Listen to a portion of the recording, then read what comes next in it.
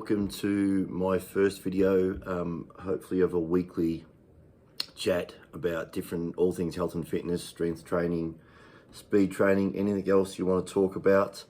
Plan is to do a few interviews with predominantly older athletes and guys and girls that still keep themselves in great shape. Today is going to be fairly quick, but what I wanted to do is I just wrote a post or a blog the other day on my 5 most important things to do after the age of 40.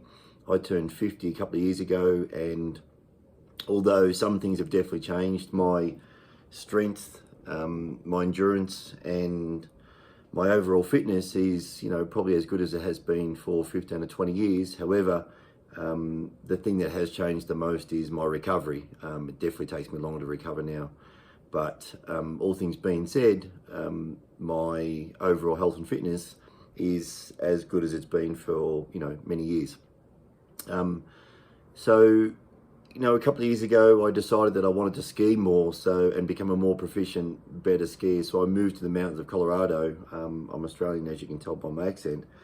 And although my technique and my technical ability was behind many people here, I reversed things a little bit and came back to skiing by improving my strength and fitness first. I made sure I was in great shape to ski, not just to go out and ski every day. So I specifically did quite a dedicated routine of a lot of leg workout, a lot of endurance stuff, and just overall, conditioning work so I wouldn't fatigue. That helped me immensely on the mountain. I was able to keep up with, many people that were much better than me technically, but their technique went out the door because of their overall strength and fitness. And people often ask me, how come I could ski so hard and so fast? And I tell them all the time, it's got nothing to do with my ability. I haven't been skiing that long given my age, and there's plenty of people around that technically are much better than me. But I got away with the lack of technique and due to strength. Now, that doesn't mean strength is going to win out all the time, and you can't just force yourself through these situations. You still need the technique. And technically, as I got better, less fatigue occurred, I needed less strength and so forth. But definitely some of the more difficult skiing that I've done, I get through that because of my strength. So here's just a quick top 5 things for me to do after, for any age basically, but I think after 40, when particularly had some time off and wanting to get back into some health and fitness, but also just look after your body overall. So strength training. I think most people don't do enough strength training as they get older. They start to, let that side of things fall away. Some people think that, girls in particular, I hear constantly that I don't want to get big and bulky.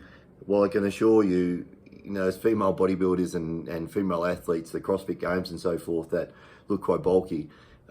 Most people don't have the capacity to train at that level to get that size and the dedication of those girls. So if you're currently not doing any strength training, I'd recommend including some strength training in your weekly workouts. If you're not working out at all, start with a small amount of strength training. That can be either via circuits or just some general strength training. There is some links, some workouts on my website, which I'll link to in the description. Start with 1 or 2 workouts a week. And if you're currently doing strength training, then I would encourage you to either include more or start to up the weights a little bit. Don't be scared of using slightly heavier weights. Safe exercises obviously prevail. Don't go choosing, exercises that you've never done before, even though I'm a big advocate of squatting and deadlifting, but they're very technical exercises and most people underestimate how difficult they really are to do. And there's a lot of substitutes you can do for squatting and deadlifting, today with bands in particular. Reverse lunges and so forth, can be just as good as a heavy squat. Mobility work. I can't stress this enough. It's one of the things that I neglected and still probably do. But spending some time, not stretching, but actually creating range and movement in your joints, working on your mobility. I'm trying to spend 10 minutes every day when I get up in the mornings, It's either I jump in the hot tub first to get some heat in my body and then do some mobility work, and that's just some overhead sort of range of movement stuff against the wall. Might be laying on the ground, you know, my shoulders in particular are really tight, and also doing some hip range of movement, you know, sitting in a full squat position when your heel's on the ground. I can't stress it enough. I'll also put a link in the bottom. There's a guy, he has a YouTube channel called Smashwerx. He does some great stuff around the mobility work and also strength training, but yeah, here's some great information. There's lots of stuff out there. Just be careful of who you're following.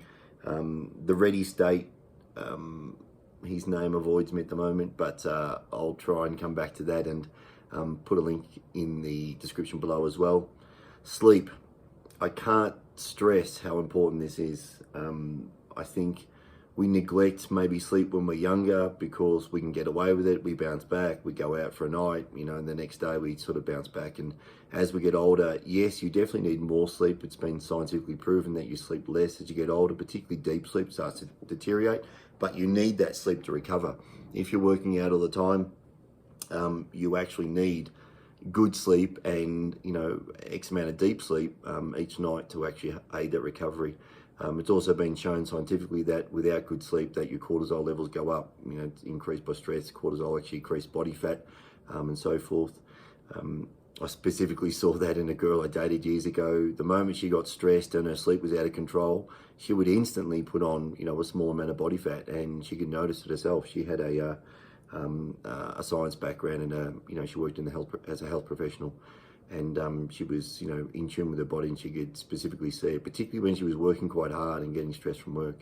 So definitely getting enough sleep. I like to use a routine before I go to bed. I like to start to prepare going to bed about 30 minutes before I go. And for me, that's pretty simple. One, I always try and drink a big glass of water before going to bed. Yes, you might have to get up and pee sometimes, but so be it. I find up in the mountains in particular that it's so dry up here, I do wake up quite dehydrated in the mornings if I don't drink enough. But I tend to go and prepare my room about a half hour before I go to bed. So I'll go and close my blinds, I'll put the lamp on, I'll shut the light off. I open my window fully overnight because I like to sleep very cold. Again, there's some science around, you know, sleeping at around 68 degrees or a little bit less, 66 to 68. I think it's about 18 degrees in Fahrenheit or Celsius for those, the rest of the world.